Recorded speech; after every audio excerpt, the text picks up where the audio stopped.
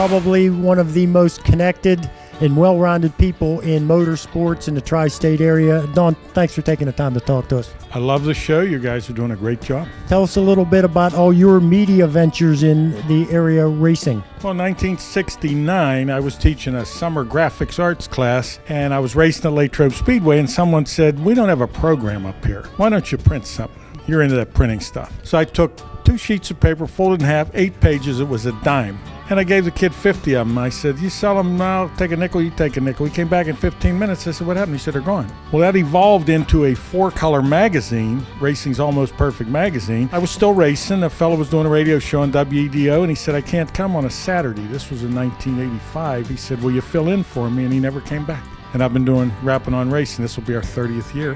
And your drag racing report is a big part of it. Well, you're not just been involved in the media end of the sport. You were a driver. You've been a promoter. You've seen this sport from all different angles. I love the sport. I started out as a fan, did some driving. I actually worked as a flagman, a pit steward, a tech inspector, I said announcer, a promoter. It's in my blood. And, it's like a disease. You just can't get it out.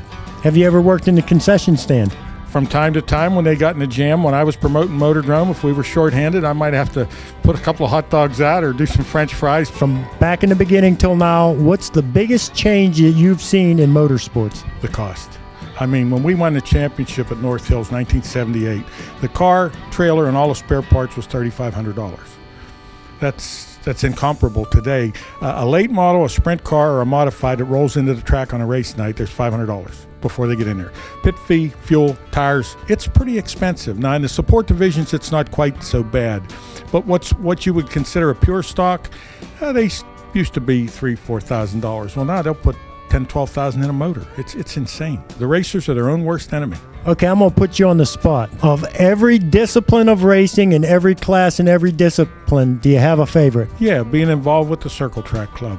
Old Timers Night, I mean, I'm no longer racing, and we still do the radio show, but whether it's the banquet or Nostalgia Night or Old Timers, I get to talk to my childhood heroes, and we're losing them because most of them are in their 80s. But I think I get the most satisfaction, other than winning a race, the most satisfaction I get would be being involved with the Circle Track Club and Nostalgia and Old Timers. One thing that you think that local racing needs to do to survive? Well, they can't raise the purses because the revenue's not there. I think you're going to see a lot of tracks going to specials only instead of running every week. I can see the top divisions like the super late models being a traveling circuit where they can't afford to have them all the time. The biggest cost is tires and motors. They need to go with a spec motor and a tire that lasts more than 1 or 2 race nights. When I promoted Motordrome in the modifieds, Jimmy Bickerstaff Jr. and Tommy Beck were the 2 hot dogs there, and Mark Flick, and they could get 8 weeks on a set of tires. And we had 30 cars in the division. Now they get a week and a half, and they have 8 cars. It's very simple. You got to cut the costs because you can't raise the purses. Well, on behalf of racers and race fans everywhere, I want to thank you for everything you've done for motorsports, and I'd like to thank you for what you've done for me personally. It's a great show. Keep up the good work.